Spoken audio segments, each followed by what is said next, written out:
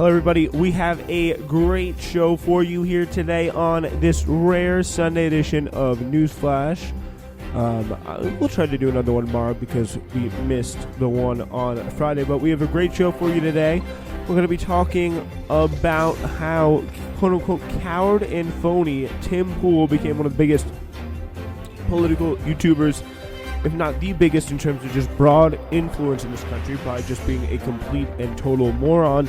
Also, a little bit of drama on the left. You may kind of question the importance of the story, but interesting kind of situation going on with Kyle Kulinski and Crystal Ball and Bernie Sanders.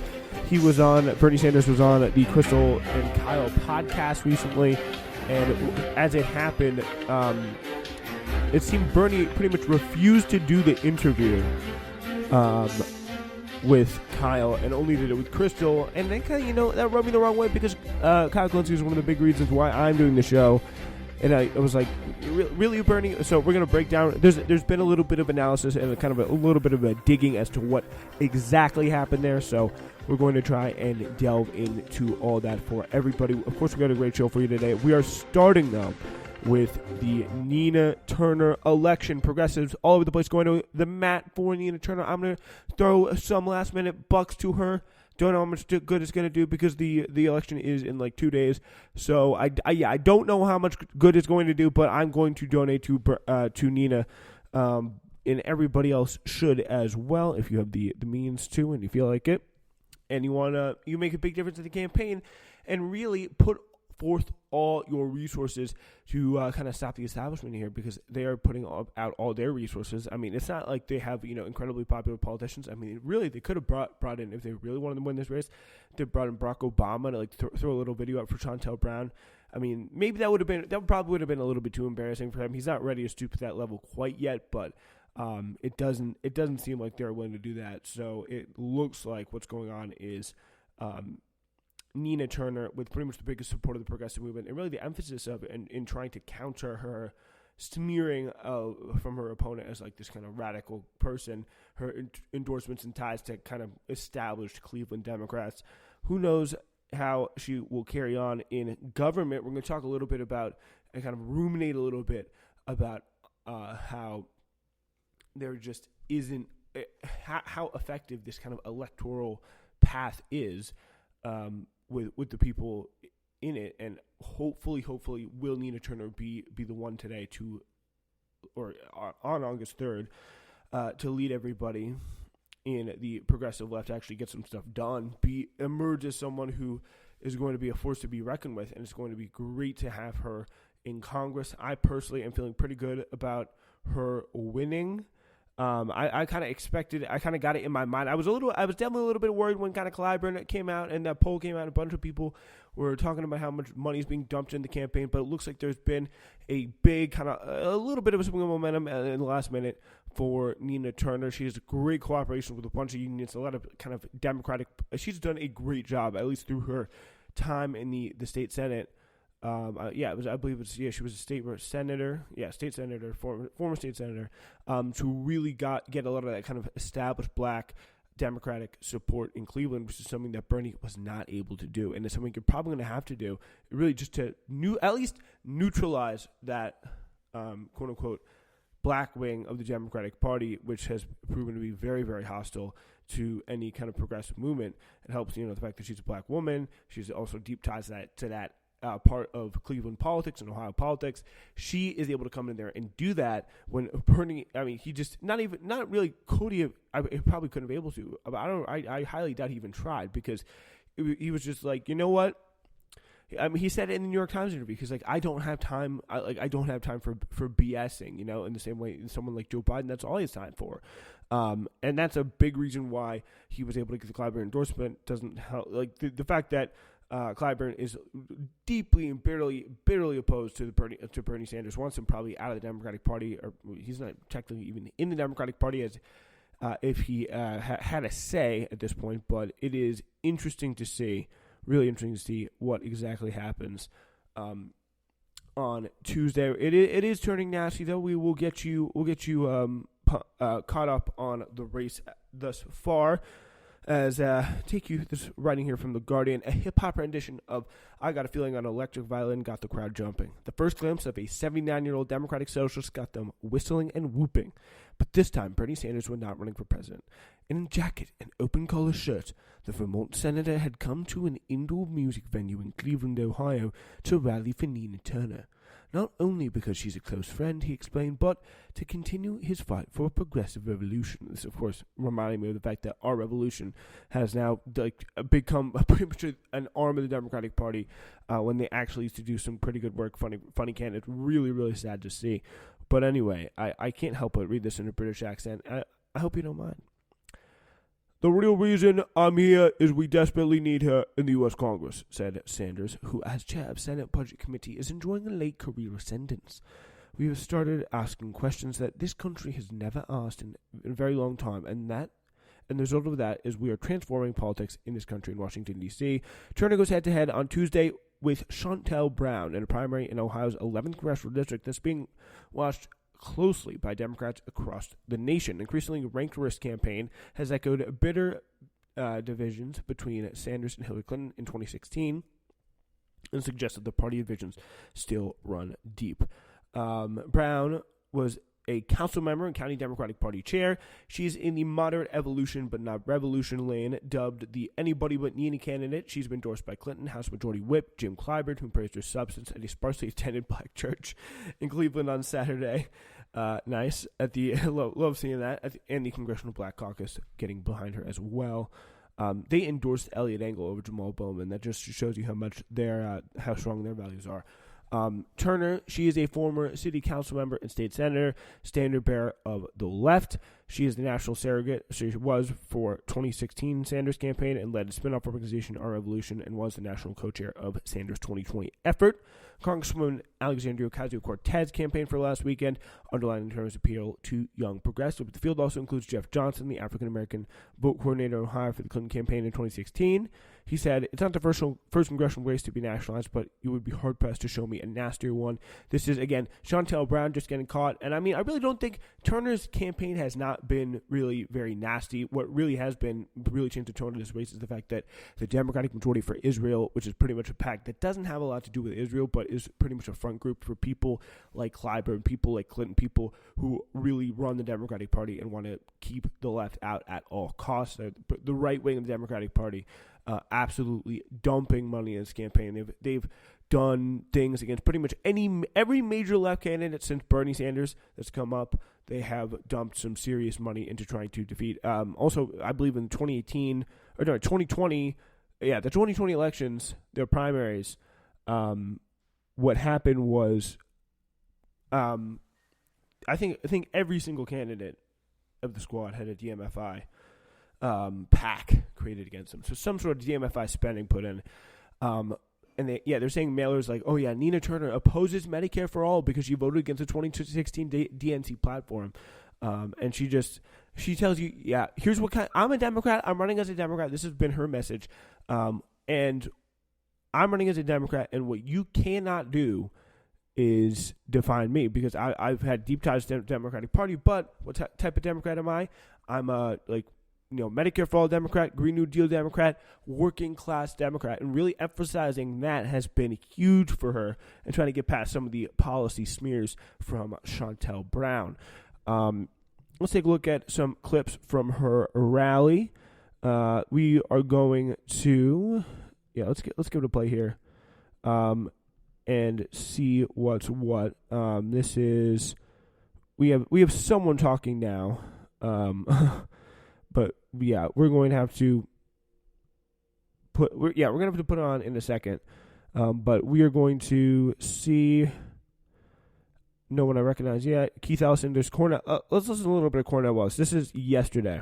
Moral and a spiritual achievement. That's not just about politics.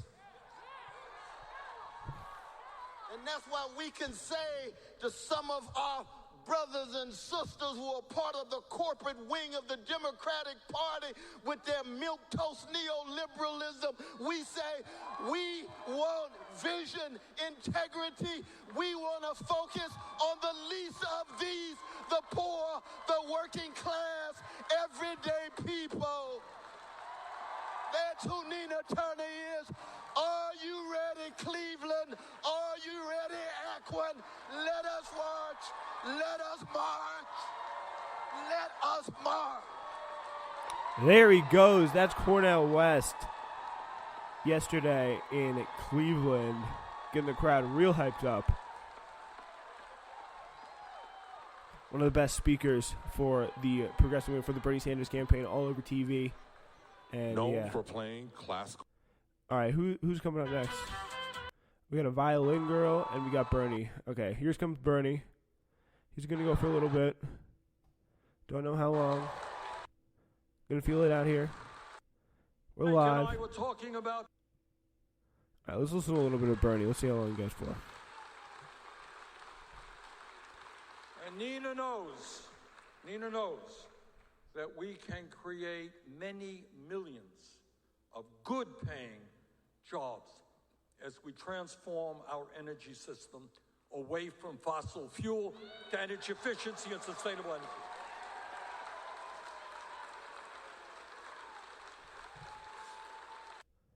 Skip ahead a bit. Oh, wait. No, here we go. All right. Let's see. Let's go right here. Let's go. We're playing it from here. And Wall Street and people who supported Donald Trump are pouring millions of dollars into this campaign to defeat Nina Turner. And the answer is pretty simple.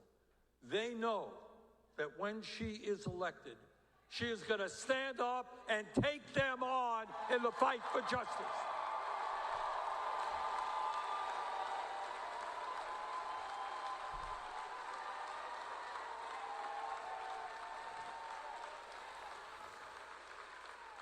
And Nina Turner also understands, and I suspect she understands it more today than ever before, that we need real campaign finance reform so that billionaires can't buy elections.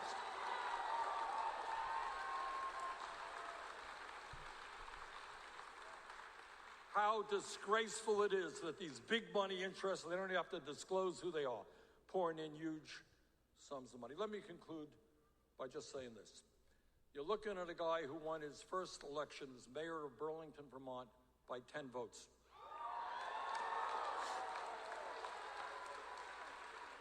After a recount. So I know about close elections.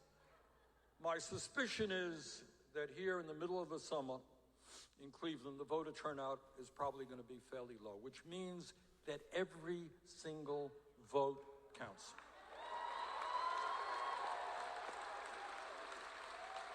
We don't want to wake up on Wednesday morning and find out that Nina lost by 20 votes or 50 votes.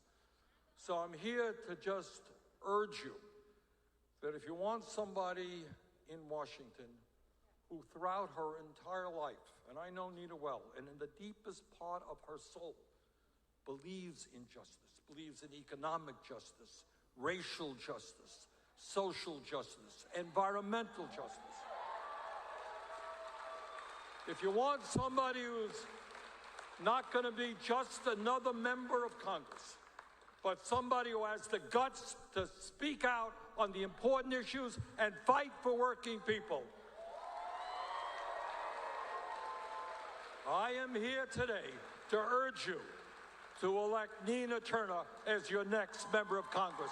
Thank you all.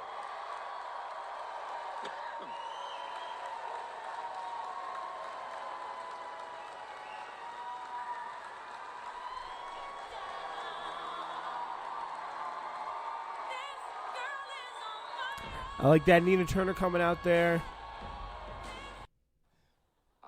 I want to thank the senator so very much. As he said, we've traveled this entire country, and this feels out of order for me because usually it is the other way around. And what great joy to have the senator introduce me, somebody who I have an immense deal of respect for. And as he said, we traveled all over this country to lift the poor, the working poor, and the barely middle class. And I look forward to going to Congress to serve side by side.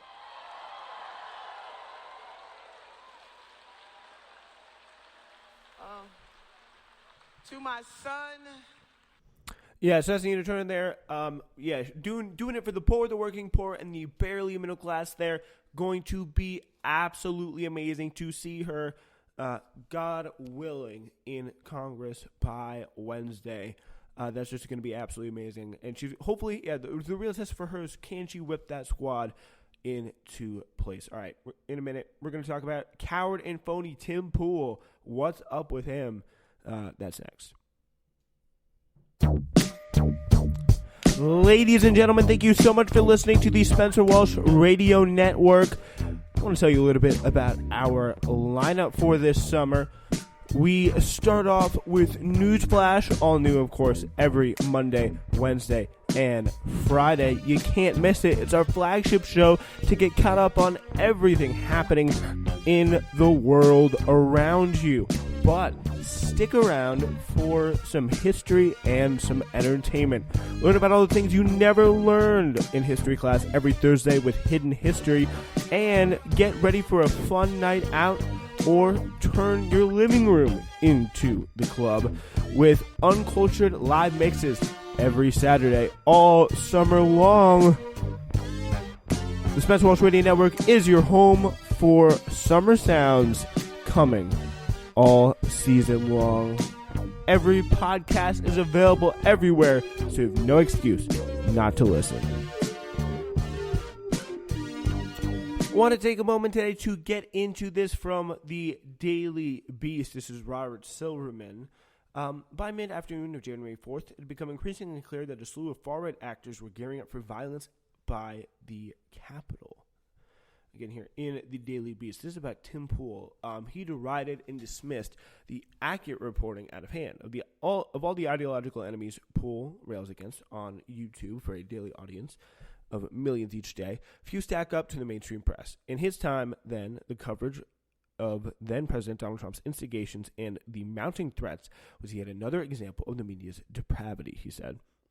What do you think they're going to do? It's so stupid. And, of course, he was proven completely wrong when a mob stormed the Capitol and disrupted the counting and the certification of the votes for the next president. I talked about it on the last few shows about what I think about that, and what should be investigated and what should not be done in the wake of this.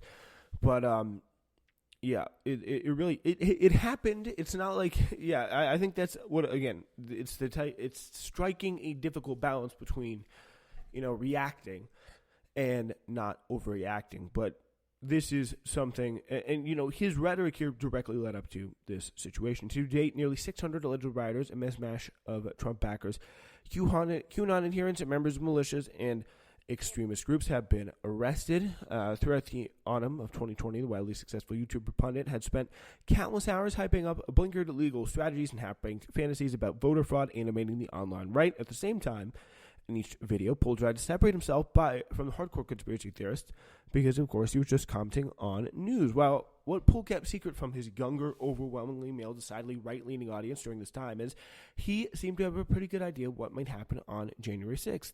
Dude, I've had messages from people saying that they've already got plans to rush into D.C. as soon as November 3rd goes chaotic, Pool said in early September during a recorded conversation reviewed by the Daily Beast. A few minutes later, Pool added the right-wing militias, the Oath Keepers, the Three Percenters, and the Proud Boys and Trump supporters, they are just going to rush full speed into D.C. They're going to take the White House and do whatever they can and paramilitarily, just added there, okay? Pool made these comments to then-colleagues of the media company he started. The following month, Pool used his YouTube platform to say the Oath Keepers had been unjustly smeared by the Southern Poverty Law Center, and he habitually comes to the defense of the Proud Boys as well. This glaring omission was not out of character from Pool. Far from it. A former digital media journalist who built up his name with the on-the-ground reporting, live streaming, including stints at Vice and Fusion. He started off as this disaffected liberal character. He now has just pretty much completely gone in to the right-wing category, at least in my mind, and any kind of person who actually watches his show's mind. He is, I think, he's the perfect amount of stupid. For example, Dave Rubin tried to do pretty much the same thing with the Young Turks, but he came off too stupid. But I guess Tim Pool is a little bit better at pushing the right buttons.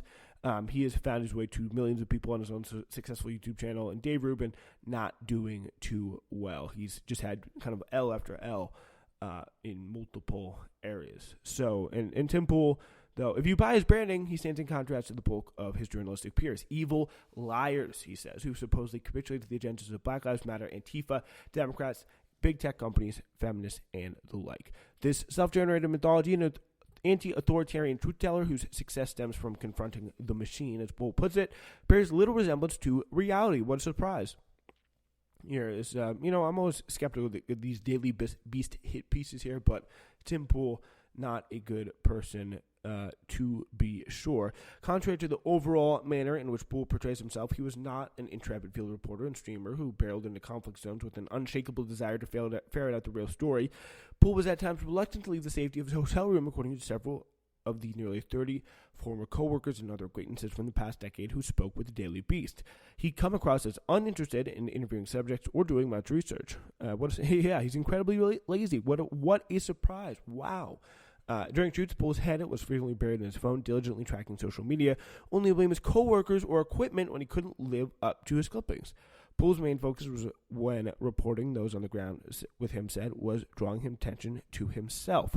A coward and a phony, a joke, staggeringly arrogant, totally full of shit, not smart, and a bumbling doofus are a representative example of some of how those who worked with Poole at the digital media companies described him. Most did so in the condition of anonymity, instances setting possible reprisals by Poole and harassment from some of his fans. Since then, Poole has discovered a unique style, not really a unique style of commentary, an audience where a lack of knowledge or journalistic skills might not prove an impediment to success. In some ways, incuriosity and incapability serve as valuable attributes in this medium, not solely because of political valence, but thanks in part to how YouTube itself functions, rewarding the kind of high-volume, sensationalized, sloppy churn that Poole specializes in. Yeah, so that's Daily Beast there taking on Tim Pool, and none of this is really particularly surprising to me, but it really just shows you like he's just one of those perfectly like smooth-brained people. He's one of the people who's like nothing really makes an indent, and really that it makes sense because that is really honestly, if you think about it, going to be reflective of a lot of people in this country. So especially a lot of people who are kind of isolated, not really sure about politics, but know things aren't really quite right. He does channel a lot of righteous, legitimate rage, and puts it in a lot of bad directions, which is really what a lot of people, mostly a lot of people who are successful on independent media do. And a lot of the show is about independent media, a lot about kind of outside the mainstream people. And Tim Pool is definitely someone who really is good at channeling that energy because he really does kind of capitulate to and really kind of mop up a lot of that wide, uninformed, kind of middle-of-the-road people, not people really on the far right or the hard left, and channels them to the far right in a very effective way, and kind of just doing this in this, I'm just here, I'm just doing my own kind of thing way. And he is someone who definitely does that kind of stuff. So, all right. Speaking of independent media people, Crystal Ball and Kyle Kulinski, they have a podcast, and Bernie Sanders was going to be on that podcast. Crystal Ball, the host of Breaking Points with Sagar and Jetty, pretty big show, pretty big podcast and YouTube channel from kind of the independent media perspective. I personally, full disclosure, listen to them, and Kyle Kulinski is, of course, the host of Secular Talk. He pretty much inspired me to do this, so I'm a big fan of him. But this is their conversation about the interview leading up to it on their Saturday episode. It's pretty interesting talking to him. Yeah, so this episode is a little bit bittersweet for me because, I love the fact that you got to talk to Bernie, and I have full faith and confidence in your abilities. I know you're going to do an amazing job, but I'm not in this interview, and there's a reason why I'm not in this interview. So, you could probably give the timeline better than me, but they reached out to you and basically said, yeah, we'll do an interview under the condition it's only you. Correct? Yes. So that was that. We actually didn't reach out to them. See, you say that, but I feel like months ago you did reach out to them and invite them. And then now, like months later, they finally responded and they were like, sure, but only you. I actually can't You're probably right, because probably almost certainly right. at the beginning of the podcast, Yes. I probably did reach out to them, but it has been, that request been has months. long Yes. expired. So they reached out. The senator was very frustrated with the media not asking him a single decent question. So I think they wanted to have a place where they thought they'd get a more substantive discussion. I've interviewed him a couple times before, and for whatever reason, that was the very first thing they led with when they reached out to me, was like, want to do this interview, but really want it to be just you. They were also kind of open on whether it would live here or with breaking points. So it wasn't just you that they didn't want. It was also Sagar that they didn't want. You made it seem like it was relatively non-negotiable that they wanted to talk to you. That it was definitely it was like a hard line kind of like, sure, we'll do it, but this is the condition. Yes. Yes. So, am I butthurt over that? Yes. I'm very butthurt over that. I mean, I supported Bernie more than anybody in 2016, more than anybody in 2020. I got him on Joe Rogan. That's, you could talk to Faz Shakir, his campaign manager. I'm the one who set all that up. Yeah. So I think that's fair. To sort of be thrown under the bus in a way, and whether it's Sagar or me, I mean, Sagar, he'll even tell you he's more Bernie's ideological enemy than I am. Yeah. And so to be somebody who's more ideologically aligned with him and supported him as much as I did, and for him to just be like, I'm going to kick you off your own show, that stung. I didn't like that. I was talking to Corn about it, and he was like, really? Why would he do that? I was like, I don't fucking know. So you tell me. I mean, your theory was like, oh, it's just he likes you, and so he wants to do it with only you. My theory's more, for whatever reason, he doesn't want to involve me or Sagar. And in the case of me, maybe it's because I called him a cuck repeatedly. It could be. If he saw that. Could be. But I kind of doubt he saw that. You know what I mean? I honestly, it's very hard to say. It looks like You're not coming on my show and kicking me off. Fuck out of here. Fair. So you guys just... So yeah, that is them talking about that. But here's the progressive voice. This is the progressive voice has a theory about it. Let's see. Saw it there. I actually wasn't even able to play the full clip just because it's too long. But the various things that he says in there, he has different hypotheses as to what exactly went down. Now, those hypotheses range from, was it maybe him that didn't want him to interview? Was it Bernie Sanders that didn't want Kyle to interview him? Was it his media team? Why did his media team potentially not want him to interview him? So apparently what they said there was Bernie had reached out to Crystal. Kyle says that it was after they had already reached out to him months ago. So it was kind of weird. Crystal Ball was obviously a very big supporter of Bernie Sanders. She was basically like a quasi, ambassador or something like that, or a secretary for him on news media outlets. She was really the only one on mainstream media outlets that was supporting him. But she did end up being very critical of Bernie Sanders after he dropped out and endorsed Joe Biden. Kyle followed the same path. Now, you'll remember that Kyle actually interviewed Bernie Sanders in a very, very brief interview. He gave the backstory to that. Faiz Shakir, I guess, set him up with that because Kyle set up the Rogan interview. So that was kind of what went down with that. It just makes it even weirder, to be honest, that he would do that. But there is one thing that I can confidently rule out. The thing that I can confidently say did not happen is Bernie Sanders definitely was not the one who knew. I don't even think Bernie Sanders knows who Kyle Kulinski is, even though he interviewed him. I don't think he really knows who he is, and I really don't believe even for a second that it was Bernie Sanders who read a Kyle Kulinski tweet or watched one of his videos, which I don't think he does either of those, and then came to the conclusion, we will not do an interview with Kyle Kulinski. No chance. I say 0% chance that happened. I guarantee you it was his media team that made the decision. I guarantee agree with that, it for yeah. sure. I definitely There's agree no with way that. It was Bernie Sanders. He's simply too busy. He's way too big. He's way too old. There's no way this dude's not scrolling through YouTube watching secular talk videos or scrolling through Twitter. I don't even think it's him that tweets physically like Trump would. I'm sure it's somebody else tweeting for him. He probably tells him what to say or whatever. This guy's very old. That's just not who Bernie is. So there's no way. Here's a tweet that would maybe piss off his, media team. It's a tweet from him. This was August 20th. Someone says, Sanders declines to endorse in the Massachusetts Senate primary. That is when Kyle I think in all cases that I would agree with calling Bernie a cuck repeatedly. But yeah, it's disappointing to see, and I definitely think because Kyle has been one of the biggest influences on me, and was a big reason why I started ever supporting the Bernie Sanders campaign in the first place. So it's like to see Bernie Sanders or someone. It's clearly as Progressive Voice said there. I think I agree with him 100%. It's not Bernie Sanders. Like it's clearly not Bernie Sanders doing this to Kyle Kulinski. It's probably someone on his media team. I don't know, maybe some media brain. Hopefully we see a little bit more about that. But the idea that Crystal Ball would only be able to interview Kyle Kulinski just makes no sense because he's been very supportive. And also, if you're going to go to independent media, you got to go to independent media kind of on their own terms. You got to at least respect them for what they're known for, which is and there's some people who I think are in independent media less worthy of respect than others, but if you're going to go to them, they're probably going to ask different types of questions, and they're not going to be questions that you're going to like. And that is the one biggest flaw with media and communication staff.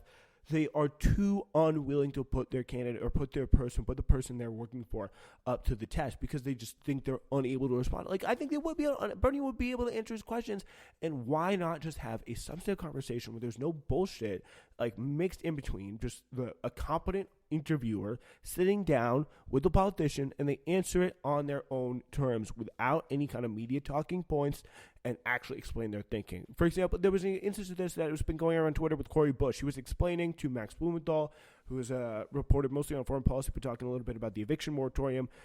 He was trying to ask about healthcare. Cori Bush was in the middle of giving an answer, and it was it wasn't an awful answer. She's a competent politician. She's probably one of my favorite people in the House.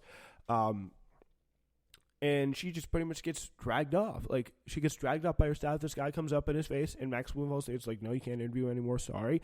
And it was she was giving a perfectly fine answer. I just do not get what the reasoning is behind that when so much more could be gained from, talking it out and actually getting something productive out of it. It's very weird. All right, that's all the show we have for you today. Thank you so much for listening. Really do appreciate it. We will be back. We're going to be back probably tomorrow. Hopefully tomorrow. See you then.